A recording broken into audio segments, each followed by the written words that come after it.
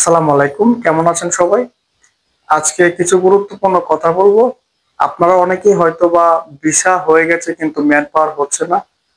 তো এটা নিয়ে অনেকেই চিন্তিত আছেন এবং এটা অনেকের কাছে একটা প্রশ্ন যে কেন এত সময় লাগে কিংবা এত সময় লাগার কারণ কি?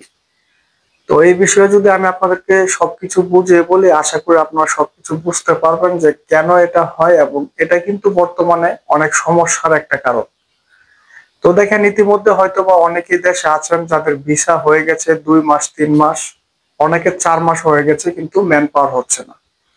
তো আমার এখানে কথা হচ্ছে, একটা ভিসার মেয়াদ থাকে ৯০ দিন। তো সেক্ষেত্রে যদি আপনার ৪ মাস হয়ে যায়, ৩ মাস হয়ে যায়, সেক্ষেত্রে কেন হয় না?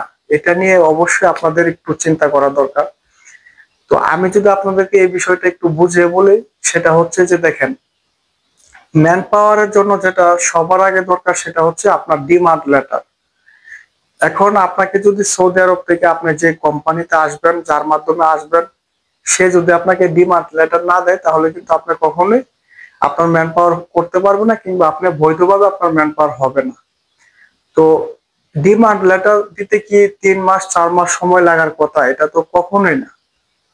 এটা কোন ক্ষেত্রে লাগে এবং কেন লাগে সেটা হচ্ছে যে কিছু সাপ্লাই কোম্পানি আছে, তাদের শুধু হচ্ছে ভিসার ব্যবসা করে, তারা কিন্তু সঠিকভাবে কাজ দিতে পারে না কিংবা তাদের কোনো কাজ দেওয়ার মতো ওই সক্ষমতা থাকে না। তো সেক্ষেত্রে তারা কি করে যে ৪ মাস ৫ মাস পর কোন রকম ভাবে লোক নিয়ে আসে, কিন্তু তাদের কিন্তু আসলে কোনো বৈধভাবে ম্যান পাওয়ার হয় কিংবা দিতে পারে এরকম কোনো কিছু কিন্তু থাকে না।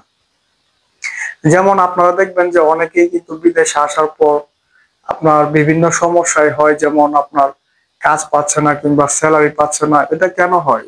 হয়তোবা তাকে ডিমান্ড লেটার দিয়ে আনতে পারে না কিংবা তার ভিসার যে ধরন ওইটা হয়তোবা ঠিক থাকে না। আমার কথা হচ্ছে, আপনি যখন বিদেশে আসবেন, আপনার মেন পাওয়ারের ক্ষেত্রে সর্বোচ্চ আপনার ২ থেকে ৩ সপ্তাহ সময় লাগবে। তার বেশি কখনোই লাগবে না। যেমন আমি আপনাকে যদি উদাহরণ দেই, যে আপনার ভিসা হওয়ার পর আপনাকে, যেমন সৌদি আরবে কিন্তু কিছু আছে, যেমন আপনার ছোট মুআসাসা, এটা হচ্ছে যে ছোট লাইসেন্সধারী যারা কিংবা যারা ছোট প্রতিষ্ঠান কিংবা কফিল, তারা কিন্তু যে লোক নিয়ে আসে, এটা কিন্তু তাদের অনেকেরই নিজস্ব কাজ থাকে কিংবা নিজের কোম্পানিতে কাজ দেয় অথবা তাদের নিজের অফিসে তাদেরকে কাজ দেওয়া হয়।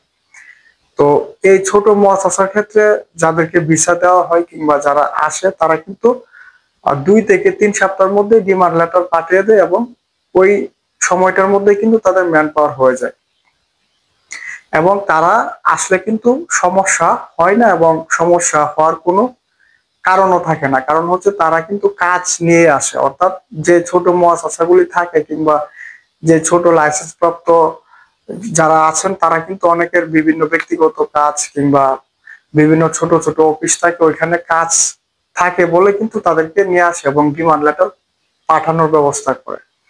কিন্তু এটা যদি আপনি দেখেন যে অনেকে ৩ মাস ৪ মাস হয়ে যায় কিন্তু কোনো ডিমান্ড লেটার দিতে পারে না কিংবা ম্যান পাওয়ার করতে পারে না, তার কারণ হচ্ছে যে এটার পিছনে হচ্ছে সাপ্লাই কোম্পানি দাঁড়ানো থাকে। কারণ সাপ্লাই কোম্পানিগুলো যদি আপনাকে ডিমান্ড লেটার দেয় তাহলে কিন্তু আপনি আসার পর আপনাকে কিন্তু ১ সপ্তাহ ২ সপ্তাহের মধ্যে কাজ দিতে হবে, না হলে কিন্তু স্যালারি আপনাকে দিতে হবে। তো সেক্ষেত্রে সাপ্লাই কোম্পানিগুলি কি করে, ৩ মাস ৪ মাস যাওয়ার পর ভিসার যখন মেয়াদ শেষ হয়ে যায় তখন লোক নিয়ে আসে।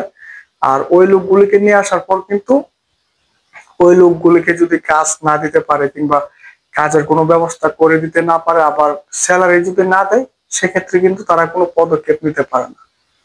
তো আমি আপনাদের সবাইকে, বিশেষ করে যারা ইতিমধ্যে আসবেন কিংবা আসার চিন্তা ভাবনা করতেছেন, আপনাদের সবাইকে একটা কথাই বলবো, যে আপনারা কিন্তু যাদের ৩ মাস পার হয়ে গেছে কিংবা ৪ মাসের মতো হচ্ছে, তাদেরকে আমি বলবো যে আপনারা ওই ভিসাটা ক্যানসেল করে দেন এবং এজেন্সি থেকে আপনারা পাসপোর্ট নিয়ে আসেন। এখানে আপনাদের অবশ্যই বুঝতে হবে যে যেখানে আপনার ৩ মাস ৪ মাস সময় লাগে, ওইখানে হচ্ছে আপনার এজেন্সি এবং আপনার যে সাপ্লাই কোম্পানি, দুইটাই হচ্ছে একটা প্রতারক চক্র। অর্থাৎ আপনাকে শুধু তাদের দায়িত্ব হচ্ছে বিদেশে পাঠানো, আর ওই সাপ্লাই কোম্পানির কাজ হচ্ছে আপনাকে শুধু সৌদি আরবে আনা। তারপর আপনাকে কাজ দিতে পারবে কিনা কিংবা আপনাকে ঠিকঠাক ভাবে স্যালারি দিবে কিনা, ওই রকম নিশ্চয়তা কিন্তু তাদের কাছে থাকে না। আবার সেক্ষেত্রে অনেকের সমস্যা হয় যে অনেকে কিন্তু 3 মাসের ভিসা দিয়েও পাঠায় দেয়, অর্থাৎ তাকে বলা হয় যে কাজের ভিসা কিংবা যে কোনো একটা বলে 3 মাসের ভিসার মধ্যে পাঠায় দেয়। আমাকে এরকম অনেকে কমেন্ট করছে। তো আমি সবাইকে বলবো, আপনারা যারা সৌদি আরবে আসবেন, আপনারা এটা নিশ্চিত নিয়ে আসেন এবং এটা নিশ্চিত হয়ে আসেন যে আপনাদের মানে স্যালারির ধরন কিংবা কোম্পানির ধরন অথবা আপনাদের যে ম্যান পাওয়ারের যে বিষয়টা, এটা যদি 1 থেকে 2 সপ্তাহের মধ্যে আপনাদের হয়, তাহলে আপনারা মনে করবেন যে আপনার ভিসা ভালো হতে পারে কিংবা আপনার কাজের নিশ্চয়তা থাকতে পারে। আর যদি আপনাদের মানে আসার ক্ষেত্রে যদি প্রথম ধাপটা যদি এরকম হয় যে আপনার 3 মাস 4 মাস সময় লাগবে ম্যান পাওয়ার হতে কিংবা হচ্ছে না, তো সেক্ষেত্রে আমি তাদেরকে বলবো এরকম ভিসায় আসার কোনো মানে হয় না কিংবা কেউ আসবেন না, আসলে আপনি বিপদে পড়বেন। এখন আমাদের বাংলাদেশের অধিকাংশ মানুষই কিন্তু এটার কারণে অনেকে বিপদে পড়তেছে এবং অনেকে কিন্তু ইতিমধ্যে বিপদে আছে। তো আমি আপনাদের সবাইকে বলবো, আপনারা যারা বাংলাদেশে আছেন, আপনারা সবাই এই বিষয়ে সতর্ক থাকবেন এবং যে এজেন্সিগুলি 3 মাস 4 মাস সময় লাগানোর পরও আপনার ম্যান পাওয়ার দিতে পারে না কিংবা ম্যান পাওয়ার করতে পারে না, তাদের কাছ থেকে পাসপোর্ট নিয়ে আসবেন এবং আপনারা সবাই এই বিষয়ে সতর্ক হয়ে তারপর বিদেশে আসবেন। কারণ হচ্ছে যে দেখেন, আমার কথা হচ্ছে, আপনাকে যদি কাজ দিতে পারে কিংবা আপনার যদি কাজ থাকে, তাহলে কেন আপনার 3 মাস 4 মাস সময় লাগবে ম্যান পাওয়ার হতে?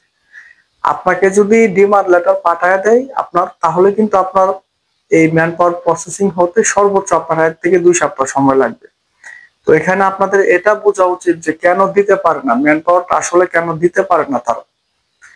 তারা যে সাপ্লাই কোম্পানিগুলো এটা করে, তাদের কিন্তু কোনো কাজ থাকে না, তারা হচ্ছে মানে শুধু ভিসার ব্যবসা করে। তো এই জন্য তারা দিতে পারে না। আর বিশেষ করে যাদের নিজস্ব কাজ থাকে কিংবা কাজের নিশ্চয়তা দিতে পারে এবং যাদের বেতন দেওয়ার মতো ওই রকম সক্ষমতা আছে, তারা কিন্তু 1 সপ্তাহ 2 সপ্তাহের মধ্যে আপনার ডিমান্ড লেটার পাঠায় দেয়। হয়তোবা সর্বোচ্চ আপনার তিন সপ্তাহ সময় লাগবে আপনার ম্যান পাওয়ার হতে। তো আমি সবাইকে বলবো এই বিষয়ে আপনারা সবাই সতর্ক থাকবেন এবং এই বিষয়গুলি যাচাই করে তারপর আপনারা আসবেন। আশা করি সবাই বুঝতে পেরেছেন। সবাইকে অসংখ্য ধন্যবাদ। সবাই ভালো থাকবেন।